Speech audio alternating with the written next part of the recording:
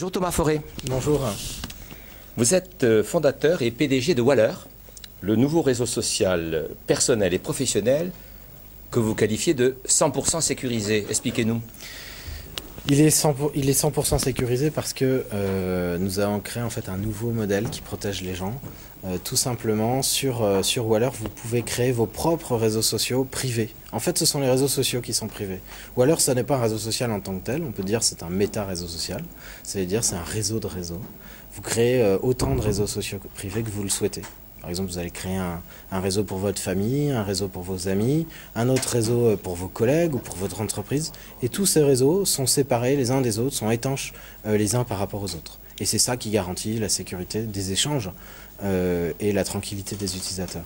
Pourquoi avoir souhaité créer justement ce type de modèle de réseau social? C'est parti d'un constat que j'ai fait il y a 3 ans. C'est tout simplement les limites des réseaux sociaux actuels comme Facebook qui permettent de n'avoir qu'une seule relation avec les gens. On dit on est amis sur Facebook, or dans la vraie vie on n'est pas amis avec tout le monde. On peut être ami avec ses amis, certes, même avec certains collègues, mais concernant les collègues on peut aussi avoir des relations de travail, c'est pas interdit. Du coup l'idée elle est partie de là, c'est de donner à l'utilisateur un outil qui soit un peu plus proche, même beaucoup plus proche de la vie réelle, et de lui permettre de reconstituer ses réseaux sociaux, ses vrais réseaux sociaux. Alors parlons d'abord de l'utilisateur simple. Vous dites c'est un réseau social qui table sur la simplicité. Parlons de vous-même, parlons d'un adolescent, parlons d'un lycéen qui souhaite aller sur ce réseau social. Pourquoi irait-il sur Waller? Il ira parce qu'il a envie d'être tranquille.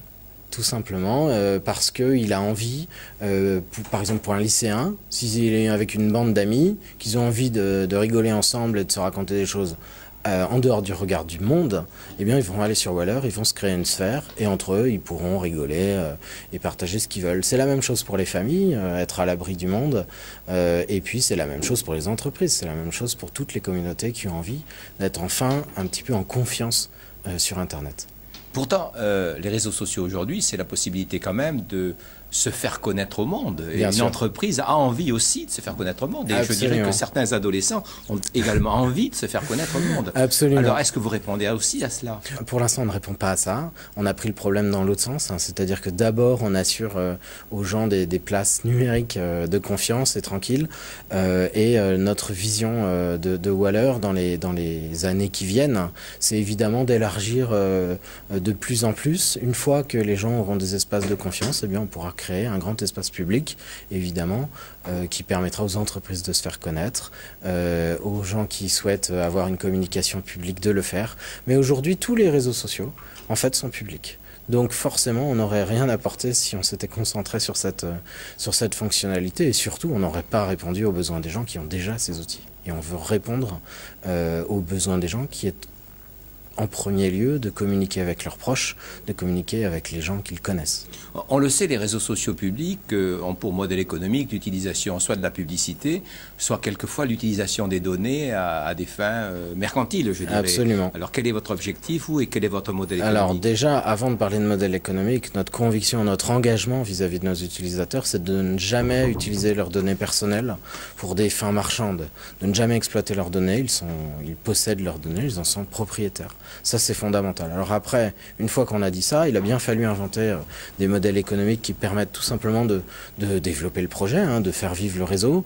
On a mis en place un premier modèle qu'on a appelé le Web Store. C'est la possibilité pour l'utilisateur d'aller acheter des petites options en plus qu'il va rajouter sur Waller. Par exemple, s'il souhaite partager des sondages, par exemple, c'est quelque chose qui n'existe pas nativement, et il peut l'acheter pour 1 euro et puis il l'aura pour toujours. Voilà, donc c'est un système qui ressemble un peu aux applis qu'on connaît sur les smartphones. Et puis ensuite, le deuxième modèle économique qui est également important, c'est vis-à-vis des entreprises. Nous, on vend nos services aux entreprises. On leur vend des services professionnels, des services qui leur permettent de maîtriser l'ensemble de leurs collaborateurs, de synchroniser leurs annuaires, etc. Tout un tas d'options qui font de Waller un réseau professionnel. Alors, vous avez expliqué dans votre présentation, dans votre conférence de lancement, que l'on peut accroître le champ, l'ouverture de ces bulles, et en fait d'avoir des bulles de plus en plus, je dirais, dimensionnées, de plus en plus grandes, qui vont au niveau de l'entreprise, au niveau d'un territoire, et vous avez même dit le monde. Ah oui, ça c'est à la fin, dans quelques temps. On a déjà commencé par ce qui est petit, ce qui est, on va dire, nucléaire. C'est d'abord la cellule familiale. Donc on est parti de ce point-là. Et puis ensuite on a élargi. Tout simplement en copiant l'environnement social réel des gens.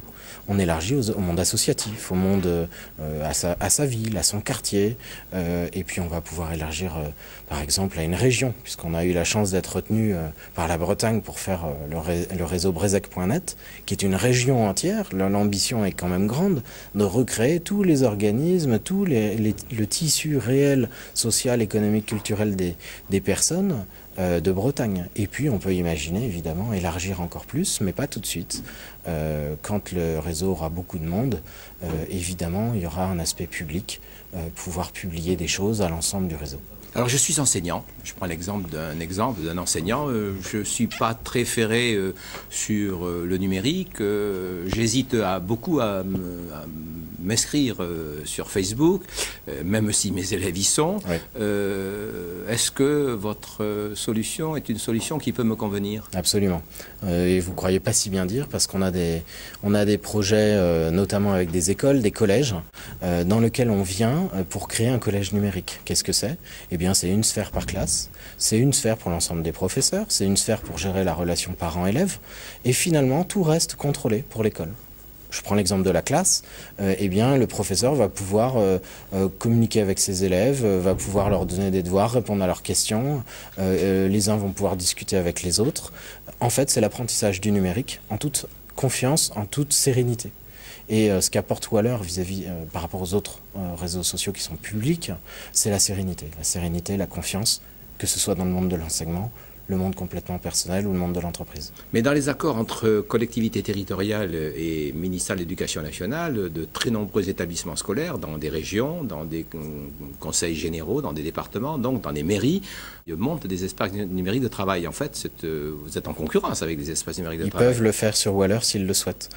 Je pense que quand on a créé Waller, on a voulu éviter de faire une chose, c'est de créer un réseau thématique. Moi, je crois que les réseaux thématiques ne fonctionnent pas. Pourquoi ? Enfin, de fait, ils ne fonctionnent pas parce que tous les gens ont adopté Facebook, Twitter, LinkedIn sont des réseaux qui sont très larges, qui ne sont pas thématiques. Eh bien, Waller, c'est la même chose. Ça n'est pas thématique. C'est un outil que l'on peut utiliser pour ses propres besoins et notamment pour des thématiques que l'on décide. Si on souhaite faire des classes numériques, eh bien, on fait des classes numériques. Si on souhaite faire un réseau d'entreprise, on le fait. Si on souhaite simplement rester en contact avec sa grand-mère ou sa femme, on le fait. C'est le même outil. Si je comprends bien, vous croyez davantage à la sphère privée, à l'organisation de réseaux social privé plutôt que totalement ouvert sur... Non, je crois vraiment. C'est pas tout à fait ça. Je crois vraiment qu'il ne faut pas oublier le privé. Et en fait, je crois que c'est le fondamental. C'est-à-dire, c'est le fondement de notre communication, de notre relation. Quand un enfant naît, il naît dans une famille, il a son père, sa mère. Voilà, c'est son premier environnement social. On ne passe pas d'emblée du privé au public. Il faut d'abord passer par le privé. Enfin, le privé, en fait, tout est privé. Vous vous adressez jamais à l'ensemble de la Terre. Votre spécificité, c'est d'être une start-up française. Est-ce que vous inscrivez dans la démarche du gouvernement français et de l'Europe à créer une filière industrielle, faire en sorte que la France se positionne par rapport à des géants du numérique que sont Facebook, Apple, etc. Je pense que la France est un géant. Et évidemment, ces initiatives sont formidables. Moi, je crois fondamentalement qu'on a notre mot à dire dans Internet, dans la construction de l'Internet. Les Américains, c'est des pionniers dans leur histoire.